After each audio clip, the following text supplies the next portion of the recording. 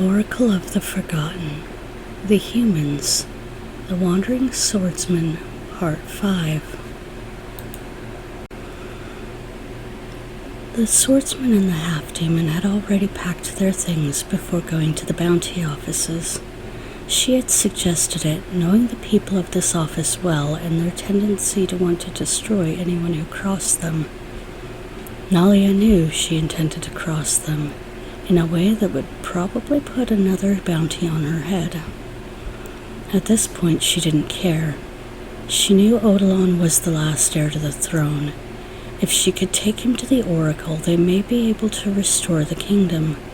First, however, they needed to resolve this issue of his bounties. After all, he had some of the highest in the land. That, by itself, was fairly impressive. Nalia easily led Odilon to the location known as the Den. In many ways, it resembled an old bank. The inside of the old wooden building had a half-dozen guards on this floor. It didn't seem to have many visitors, but each of the wooden booths had a divider to keep a small measure of privacy. The woman walked almost immediately to a familiar face. "Shade, it's always good to see you." The man looked relatively normal, brown hair, hazel eyes, heavy set, well-dressed. He seemed like any of the other humans around him. The half-demon had always known otherwise, but it also meant that he was among the easiest for her to speak with. He didn't mind whether or not her horns showed, unlike so many others. "Look, Beldies, all I want is to see the contract master." She knew fully that he was studying her body. He always did. She hadn't been aware of the fact that the swordman was suddenly becoming irritated by that fact, though. When the bounty officer refused, he made his own suggestion. He could arrange something in exchange for, well, something that might upset the girl. Finally, she spoke up again. "I came with the bounty on the swordsman." "The swordsman? He was meant to be dead." The man finally turned his eyes towards the mortal. If anything, he hadn't noticed him till now. It wasn't his current customer at his window. "Since you can't tell me who placed this bounty on him, I suppose you could let me upstairs? You have one chance. We go up, or you can watch everyone here die." The man began to stutter now, trying to spit out the fact that he needs to go check his book. The woman knew exactly what he was up to. She swung around her spear, slamming it onto the table. 5 seconds. She knew he wanted to alert the guards, but her own actions kept it from being a surprise when they responded. While she was counting down, she heard his voice trying to protest that the rules, and he couldn't just send her up to talk with the man in charge. Despite her attempts to rush Beldies, he seemed uninterested in actually helping her. Rather, the man began to change, stretching slightly as he stood up taller. The man began to take on the form of what was quite clearly a demon. Odilon had watched, mostly in curiosity, when he heard the girl suddenly say that time is up. She jumped up, flipping over the table in front of her and shoving the spear in her hand through the chest of the half-formed demon. The swordsman watched as the humans began to flee from the building. He'd neither moved nor felt the need to, when suddenly he drew his blade and took a quick spin before attacking with an arched downward spiral. The sickening crunch, followed by a loud cracking noise, resounded through the entire room. The attacker began to split in half from the top down, dropping to the floor without another sound. Guardians and agents began to sweep the room now. Most appeared to be demons residing in human forms. This was something that had been known to the half-demon. The human hadn't really known until he felt a rush with each of them he cut down. He knew this energy burst all too well. As he removed one guard after the next, he began to realize the girl was slower than normal, but he decided to dismiss it for now. It only took the two of them a few minutes to clear out every guardian in the room, as well as one or two spirits they had summoned. When they finished with the guards downstairs, Nali had warned him that the contract master usually had a guard or two himself. It was pretty clear she'd been here a few times. However, when she said that the master of this house was worse than Beldi's, Odilon finally spoke up. "Then he's dead." Nalia heard him, but she wasn't quite sure about the venom in his voice. It was obvious to her why he'd hate demons, but this seemed different than the way he'd reacted about them before. Maybe it was just her imagination. It's not like they were actually close, despite the fact she wanted to at least start calling him a friend. She figured it was too soon for that. Her mind spoke up instead. He's a warrior, a killer, and given a chance, he'll kill you if you don't kill him first. Of course her mind would go there. The mark made her want to kill him anyway. She'd realized she would have to come to terms with that. Still, he managed to kill the majority of the lesser demons and guards in this bounty house. That alone was admirable. He didn't even need her help. She suspected he traveled with her out of curiosity as much as anything else. Only 2 guards stood between them and the door of the chamber they were heading to. She didn't even hesitate to pierce the man on the left of the door with her spear. He was human, but he'd brought her wrath long ago. She was happy to see him fallen. The other, she only turned and gave him the order, "Leave or die." The man ran, pushing past the large swordsman as if death itself were chasing him. Normally, it would be Odilon who drove this level of fear into men. If anything, their reactions were beginning to amuse him. She was something different from any other he'd met. She pushed open the double door before them with no hesitation, and enough force to knock them back against their stops. The loud cracking sound barely drew the attention of the man at the desk away from his book. Only a casual glance at first, until he realized who was before him. Ristel. The cold hiss of the woman as they entered the room of the contract master was half unexpected by the warrior. He knew she had that darker side, yet she seemed to keep it restrained. In the moment, he felt as though she was barely holding her own darkness. When his eyes settled on the man behind the desk, he knew exactly why. This stranger had piercing blue eyes, a cold gaze. His hair was nearly black, not too uncommon for men of this region. To him, the appearance wasn't all that important. He could feel the burning rising quickly through his chest. A feeling of rage started to flow through him. He could nearly hear the sword that was temporarily rested against his shoulder. He wanted to kill this man where he stood, but he needed answers himself. The swordsman didn't know this office well. He couldn't even remember meeting the master here, though there were some memories of collecting a few bounties at some point in time. He never really stayed long, and he always kept his visits as short as possible. The way Ristel was examining the half-demon left a strange feeling growing in the pit of Odilon's stomach, though, as if he wanted nothing more than to wipe that odd smirk off the man's face now rather than waiting. The way he called her princess, it seemed to trigger something in Nalia as well, but she was too angry to be reasoned with. She only told the man before her that his kind needed to stop calling her that. Of course, a demon, it explained the ever-growing hunger in Odilon, the need to hunt and kill again, the desire to watch that smiling face split apart and fall to the floor. The longer Ristel taunted the girl, the more Odilon saw the fires and freezing cold grow within Nalia. At first, it was amusing. Then he began to realize the woman herself was slipping away. Whatever was coming in was darker and colder than her human side could be.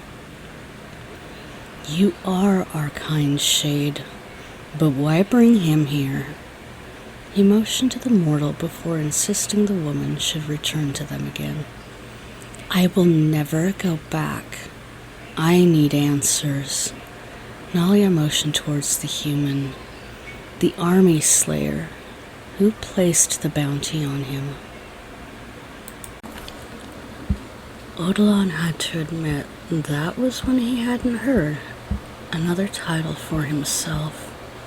It wasn't that it didn't fit, but it was certainly new to him. He often had far worse titles than that. Duke de Mal. If you want more information, like the others, or the highest bidder? The creature looked her over slowly. A contorted grin mixed quickly with a half scowl as his energies began to fill the room slowly. You have to do something for me. A demon asking favors from a human. Oh, you really are something. Will you be seeking humans to protect you too? The cold mocking was not like her. Still, the defiance in her eyes was all too clear. Behind it, though, was a flash of darkness. Her eyes had been turning progressively more black by the moment. When they settled on him, this time soft shadows danced along her hands. Tell me that name and you'll survive the day. You slip so easily to your demon's side. It's a shame you didn't complete the ritual. Your father offered to give so much for your return.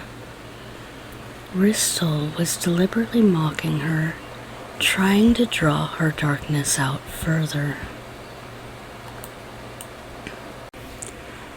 While the girl appeared oblivious, Odilon had seen this all too many times in his dealings with them, setting their targets off balance. He could sense it now, something filling the room, something wrapping around their senses. It was dangerous, and the blade was warning him to cover his face. So he did. A while more of banter had Odilon ready to cut this entire situation short. If he wasn't going to give them the answers, they could surely go to another bounty office. He was going to interrupt when Ristel started speaking again. You don't seem to understand.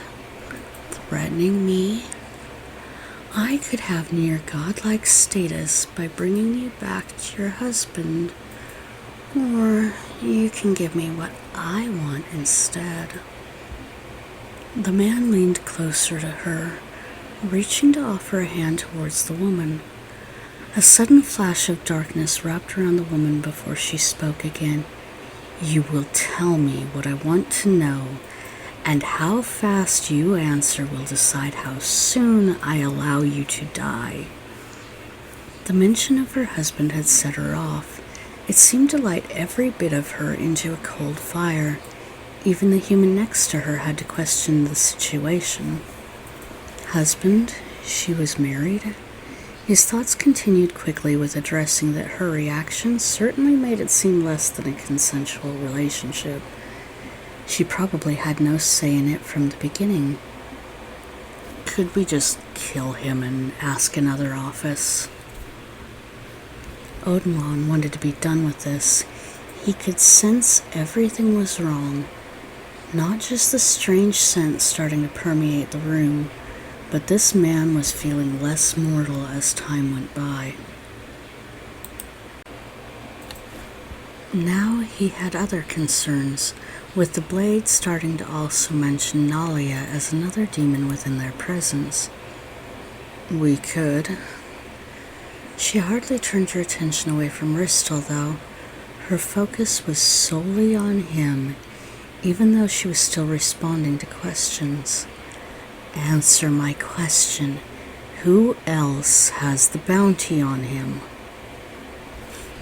Bristol seemed entirely unfazed. He simply shrugged as he spoke again. The sins, the hand itself. The words were quick to drop from his lips as he studied the woman closely. A strange smile came to him as he moved his left hand to rest on top of his desk. I wonder if Marduk would notice if I claimed you for myself until he arrives. Nalia hadn't been aware of the drugs already coursing through her veins. The strange energy put off by the creature had its own hallucinogenic effect. Her mind wasn't clear enough to block her own reactions to that name. First freezing, then growing instantly pale. The darkness fled from her eyes as she tried to take a step back. She hadn't even understood the risk, but as she stood there, the creature suddenly opened its entire head into one large mouth. 4 huge tongues wrapped themselves around her body, pulling her arms down and casting her spear to the ground quickly. The demon didn't care about anything now. He began to stand, more content than he should be with his conquest. After all, the only other person here was a simple mortal. Surely by now, he didn't have time to finish the thought. Rather, he felt a sharp pain before hearing the tearing of his own flesh. The girl had a knife, simple enough. He began to change his form, but it was already too late. Odilon had seen the change in Nalia first. If anything, he realized he'd been too focused on her in the moment when the tendrils of whatever had wrapped around her. By the time he figured out that it was the creature's tongues, he had already made up his mind. In a flash, he rushed forward, drawing his blade and slicing through both the tongues and the desk, crashing his blade into the floor as he pushed the girl back away again. In her unsteady state, she dropped to the ground a moment, unsure of what was happening exactly. Her hand reached for her spear, unsteady, but still sure of her target. Bristol's true form began to quickly produce 2 more mouths, each one with sharp teeth and large lashing tongues. Nalia was feeling weak, nearly helpless, and all she wanted in that moment was to feel in control again. You! Tell them I'll hunt every last one of them. She was still shaken by that name, the memories she'd shut away, their attempts to break her very soul. You're just a pet. Tell me, who exactly set this bounty? She was on the border of yelling now. She stood, trying to make herself larger as she pointed her spear towards him. If anything, the human knew she wasn't in the right position or mindset to fight. He stepped between the two again, slamming his blade forward to counter another set of tongues lashing out towards her. He pushed them back, smashing the creature in the face before backing off again. The long, snake-like neck that had held the mouth retreated into the mass of color-changing flesh. The demon looked less and less human and more like a giant ball of slime, with random snake-like heads coming from it, each accompanied by 2 to 4 tongues that flicked about. One lashed out again, slapping against the man's arm, leaving a cut on his skin. Like a blade, it was sharp, but the sting didn't last for long. Despite the attacks, the girl continued to demand answers. The human was holding off the beast, but he knew they couldn't have much longer before it simply needed removed. The longer this demon rested in its natural state, the more likely a portal would open inside Tradewinds. He didn't know the people here, but they didn't deserve what that would mean for them. While observing the creature, the half-demon's mind raced. Hiding your size, you coward? On cue, as if she had spoken it aloud. Coward. Oh, dear princess, you run from your fate, but you call me a coward? He stopped his attack, stretching out, his body beginning to fill more of the room as new heads sprouted. You wish to know which sin? Most don't have forms here anymore. He was buying time. The two would soon tire out, he was sure of it. However, the demon couldn't help but notice. As the girl used her powers more, the amount of black in her hair was actually fading. She developed a few more streaks of white in the darker side. He took a breath and a risk. He wasn't wrong about your taste. I can only imagine how much of you he had. Odilon growled a low, deep growl. He didn't even have to look at Nalia to know that this was more unnecessary banter. He was already sick of it. Answer her question. Had he looked at her, he probably would have seen it. As it was, he felt her lower her weapon slightly, her body leaning against it, trying to shake something from her mind. The human paid the most. The words threw themselves out towards the mortal as if he had spat them on the ground. Prince of thieves, soon to host another thief. The demon finally looked at the human properly. The swirling pattern on the human's chest seemed to glow through his clothing now. Deep blue, burning, pulsing even. You are Voidmart?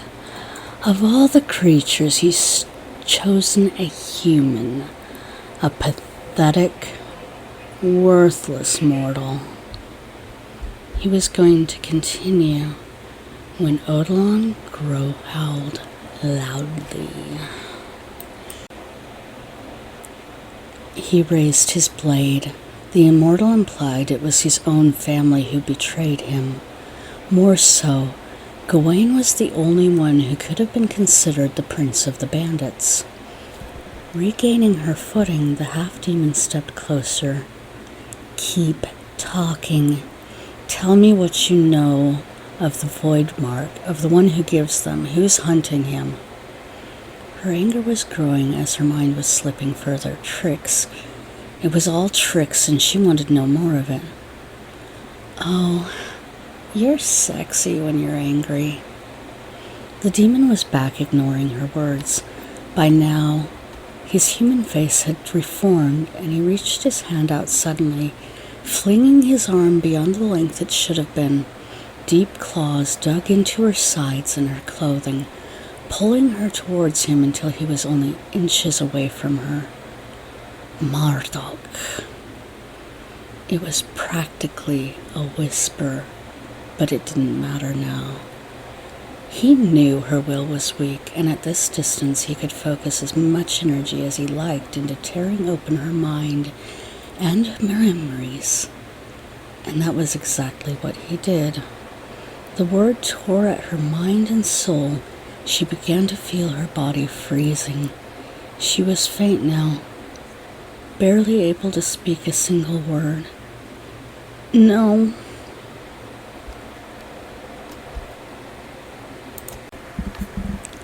Her skin began to cool again, her body feeling like it was frozen into a block of ice, despite nothing physically wrong. She was no longer in the room, at least in her own mind. She was seeing the events from so long ago. Marduk, the tower, the ritual, the torture she'd endured. The human growled, then slammed his blade between them, pushing Ristel back as his blade cut away the arm holding the half-demon. He lifted the sword again, pushing the creature back even further. Nalia dropped to her knees, falling to the floor with her mind still reliving the past. I will destroy all of you.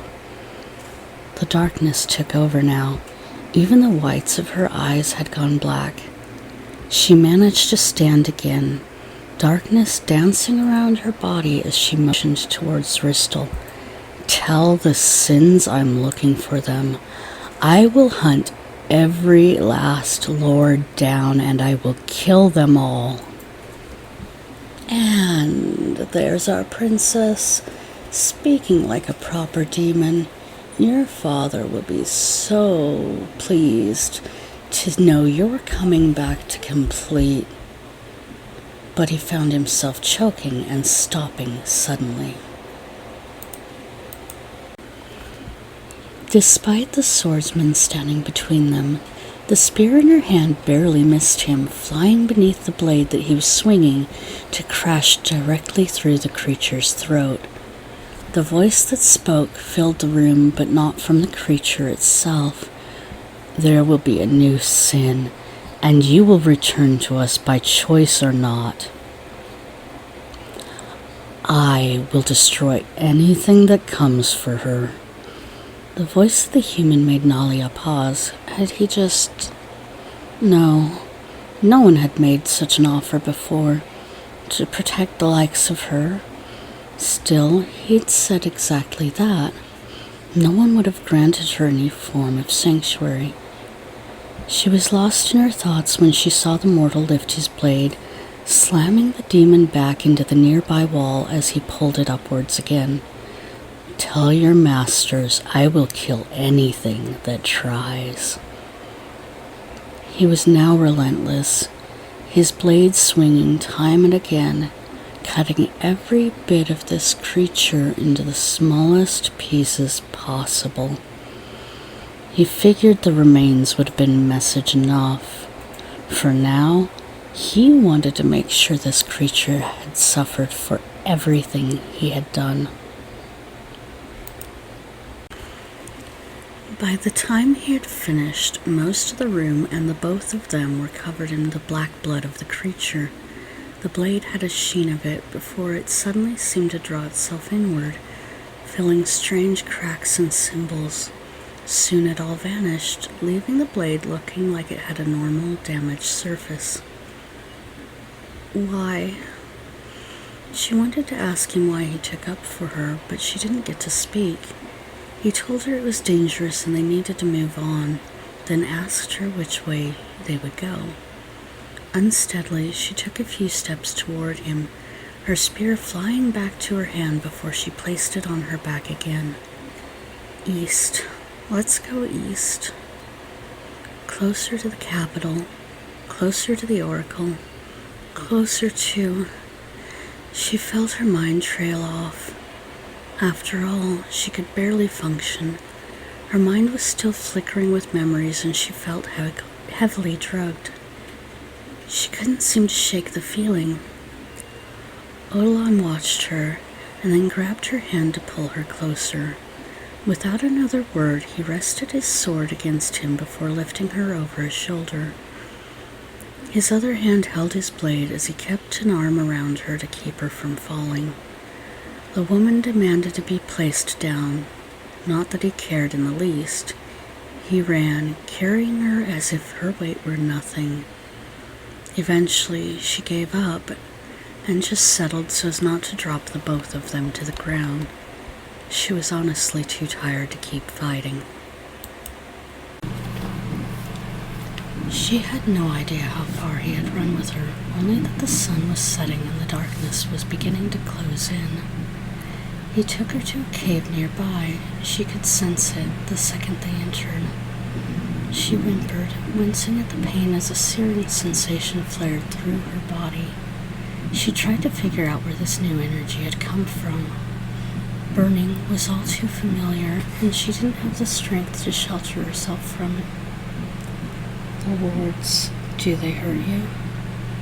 It was a quiet question, one she hadn't expected from the man. She assured him everything was fine. She'd had far worse than a few simple wards. She began to ask him about the cave and learned that it had once belonged to the bandits even before he joined them. At his insistence, she allowed him to remove all of her bandages, not even caring about the fact that it left her with nothing to cover herself. She figured at this point it was no different than any other soldier bandaging her. Still, the grip of the creature had reopened every wound on her stomach and new ones along her sides. He hadn't known about either set of puncture wounds and demanded to know why she'd said nothing. The release of pressure, the bandages being removed, though, was all she could handle. The man silently cursed and bandaged her wounds as she began to faint. He'd handled enough wounds of his own. He knew about the medicine in her bag and reached for the supplies. He wasn't going to go through her things. The salve wasn't with the bandages, and that was as far as he had the right to look. He pulled the bandages out and began to care for her wounds. At some point, she found herself waking up. Her mind was mostly blank, and she was half staring at the ceiling of the cavern, unsure what to do or say. Once she found herself able to talk, she whispered a soft apology. "You're injured. It can't be helped." Odilon shrugged it off before taking her blood-soaked shirt from where it was sitting and handing it back to her. She growled slightly, then reached into her bag for a new one. She said nothing more. She just wanted to be dressed. "I might have to ask about this husband of yours." He had no clue how to ask or even handle this. "Marduk?" Her own voice made her body grow cold again. "He's not my husband." She closed her eyes, then scooted her whole body against a nearby rock to keep herself sitting up. "I would have to go back so much further." She explained that as a child she'd mostly looked normal other than the odd light patches on her skin and her black and white hair. She and her mother were close until her horns came in at 10. Her mother had even known a few illusion spells to teach her, including the one that would let her hide her horns. At first, this is what she tried. It took too much energy for the child to maintain it. Her mother then brought her to the new order, who promised to cleanse and purify her. She set her hands on the burns along her left arm for a moment at the mention of it. Their cure burned, trying to take off her skin. She was terrified and she ran away, rolling in the dirt to stop the burning. She didn't stop running. She later met her stepfather. He seemed kind enough, but decided to have the men challenge each other and her. Whoever could catch her could do whatever they wanted with her. And that's when Marduk appeared. She'd been fighting for days, exhausted, and unable to hold her own against a fully powered demon, even in a human form. That was when she eventually felt the water starting to form in her eyes. She shook her head a moment. "I escaped. Met a blacksmith who taught me more about fighting and medicine, and I never looked back." She didn't want to speak about her past anymore. Nalia began silently shuffling through her bag, but she realized early on that she was only trying to empty her mind. Odilon gently placed a hand on top of hers as he spoke softly. "It wasn't your fault." She wished she could have believed him. "Nothing can stop me now." She needed to believe her own words. She decided to stand. Then she said she was going to protect the cave and check the wards she'd sensed when they came in. "Do whatever you want." He was hurt and didn't care to admit it. He thought they finally had bonded slightly over the conversation, but here she was taking off to retreat. Then he cursed himself for even wanting to bond with someone after what happened to his brother. He'd watched her silently skirting the cave until suddenly he saw it. She began to flicker, flames moving up her side as she suddenly started to fall to the ground. He rushed over to pick her up. The fire was beginning to burn him as well. The man growled. He should have known when she said wards. It protected from demons. He plucked her up from the dirt and brought her gently back to the safety of their camp. Then he put a blanket over her. The flames had gone out on their own. He had been observing her for a while before finally choosing to sleep. Her burns were already starting to heal while she rested. Something about her was different from anything he'd ever met before. He sighed, making sure the blankets had covered the rest of her, and then stretched himself out. The morning would come all too soon.